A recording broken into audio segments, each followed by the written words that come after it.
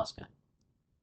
तो लोग कब शादी करना चाहते हैं? ऐसे 4 ही सिनेरियोज़ हैं, 4 ही ऐसे सिचुएशंस हैं जहाँ पे लोग शादी करते हैं।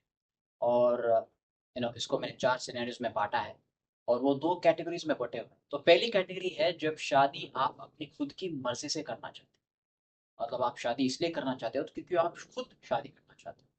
तो ये सिर्फ़ 2 सिनेरियोज़ में हो सकता है। पहली सिनेरियो है प्यार, तो आप प्यार हो जाते हैं किसी से। आप फॉर एग्ज़ाम्पल मान लीजिए आप एक लड़का है, कॉलेज में है, उसको एक उसी की कॉलेज की एक लड़की पसंद आ जाती है और वो कॉलेज के बाद आई मीन कॉलेज के बाद ही डेट करने लगते हैं। या कॉलेज के बाद ऑफिस में शायद कुछ लोग मिल सकते हैं, पहली ऑफिस में, पहली कंपनी में। तो वहाँ पे काम करते करते वो डेट करने लगते हैं और वो कहते हैं कि ठीक है, they find each other attractive, they find each other's personality very affectionate। तो वो कहते हैं कि ठीक है, we have found a right person, this is the person who I want to spend my life with, तो इससे शादी कर लेंगे। तो वो शादी करने के लिए राजी होता है। तो ये अधिकतर होता है कब? जब आप यंग होते हो, 20 साल, 25 साल, 30 साल की उम्र में ये हो जाता है। तो ये पहली सिनेरियो है जहाँ पे आप प्यार की वजह से शादी करना चाहते हो। तो this happens mostly as in young age. It can happen in old age also.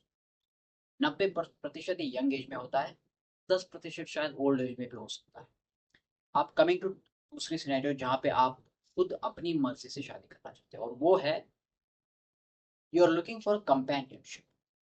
आप फिर से वो सिनेरियो लो कहाँ जहाँ पे एक आदमी है, एक लड़का है, वो एक लड़की से प्यार करता है शायद, या प्यार नहीं भी करता है, जो भी हो सिनेरियो। आप पकड़ लीजिए कि आप मान लीजिए कि अभी वो लड़की से प्यार करता है लेकिन वो शादी करने के लिए राजी नहीं है क्योंकि वो जानता है कि अगर वो शादी कर लेगा तो शादी इज ह्यूज रिस्पॉन्सिबिलिटी।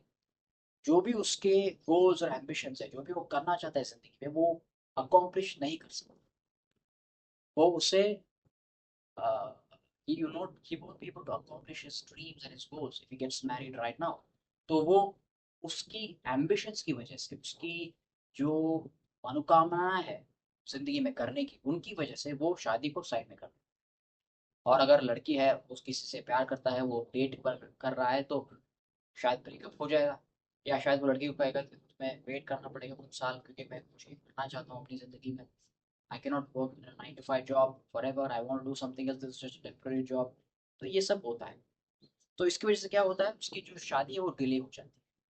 अधिकतर क्या होता है, ब्रेकअप हो जाता है क्योंकि nobody is going to wait for you to figure out your life for yourself.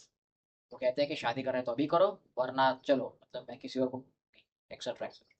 It's because life is short, you don't, nobody has time for anybody. तो उसकी वजह से क्या होता है, वो लड़का जो है वो because of his goals and dreams he just lets go of his love life and he wants to pursue his career। and once he settles down, अपना परि जो भी अपना करियर है, जो भी वो करना चाहता है, उसको अकॉम्प्लिश करने के बाद वो उससे मन आता है कि अब मुझे जो मैंने करना था मैंने कर दिया, अब मुझे शादी करना है, अब मुझे एक लाइफ पार्टनर चाहिए। Now I want to lead a happy life, I want a companion to share my life. तो ये दूसरा सिनेरियो है और ये तब होता है जब आप ओल्ड एज में पहुंच जाते हो, क्योंकि to accomplish your dreams it takes some time. It won't happen just overnight, it will take some time to accomplish dreams. ये सेकंड सिनेरियो है जहाँ पे लोग शादी करते हैं अपनी खुद की मर्जी से, लेकिन later in life after accomplishing their dreams. अब चलिए दूसरी कैटेगरी को देखते हैं जहाँ पे आप शादी करते हो लेकिन आपकी मर्जी से नहीं, किसी और की मर्जी से, किसी और की मर्जी से आपकी शादी हो जाती है। ये कब हो जाता है? Because of social pressure. और किसी और मतलब ये आपके पेरेंट्स भी हो सकते हैं। Arranged marriage, number one scenario is arranged marriage. जब आप शादी एक अरेंज्ड मैरिज सेटअप में करते हो। अब अरेंज्ड मैरिज में क्या होता है, अधिकतर ऑलमोस्ट 90% आई वुड से कि अरेंज्ड मैरिज में लड़का लड़की की शादी करने की इच्छा तो होती नहीं है लेकिन शादी हो जाती है। क्यों? Because of societal pressure, because of pressure from their family, specially their parents. Arrange marriage का ऑप्टिमल एज होता है लड़कियों के लिए 20 से लेकर 25 साल और लड़कों के लिए 25 से लेकर 30 साल। तो ये साल में आते ही आप क्या, आपके ऊपर प्रेशर बढ़ने लगता है कि आपको शादी करनी है, क्योंकि इन इंडिया ये मान्यता है कि अगर आपकी शादी इस एज में नहीं हुई तो यू विल कंसिडर ओल्ड। अगर लड़की 35 साल की है, लड़का 40 साल का है, तो उसकी तो अरेंज मैरिज नहीं कर सकते ना। तो वो एज को आते ही इर्रिस्पेक्टिव ऑफ वेदर आप अपने करियर में हैप्पी है, खुश है या नहीं है, इट डजंट मैटर। आपको शादी करनी है बस। आपके ऊपर वो दबाव आ जाता है सोसाइटी से और खासकर आपके पेरेंट्स से, because they want to see you settled. वो आपको एक सेटल्ड देखना चाहते हैं। तो उसकी वजह से आपके ऊपर प्रेशर आता है। और अधिकतर मेरे ख्याल से, मैं ये नहीं कह रहा कि सबके सब में भी ऐसा सिनेरियो हो सकता है जहाँ पे एक लड़का इंजीनियर है या डॉक्टर है, या लड़की भी इंजीनियर या डॉक्टर है, कुछ भी है, और वो उसी की जो उन्होंने एजुकेशन पाया है उसी की डायरेक्शन में वो काम करते रहते हैं। जैसे किसी कंपनी में काम कर लिया, किसी बड़े हॉस्पिटल में काम कर लिया, देर आर डॉक्टर, फिर इंजीनियर कोई आईटी कंपनी में काम कर लिया, सॉफ्टवेयर इंजीनियर। तो वो समझते हैं कि मैं यही करने वाला हूँ जिंदगी भर। I'm going to be happy doing a 9 to 5 job for the rest of my life। तो वो क्या कहते हैं, ठीक है चलो ठीक है, सेटल हो चुके हैं ना, आप क्या है, शादी कर लो बस हो गया। तो वो राजी हो जाते हैं शादी के लिए।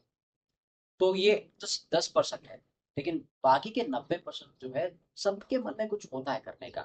लाइक कोई भी नहीं चाहता कि वो जिंदगी भर 9 to 5 करे।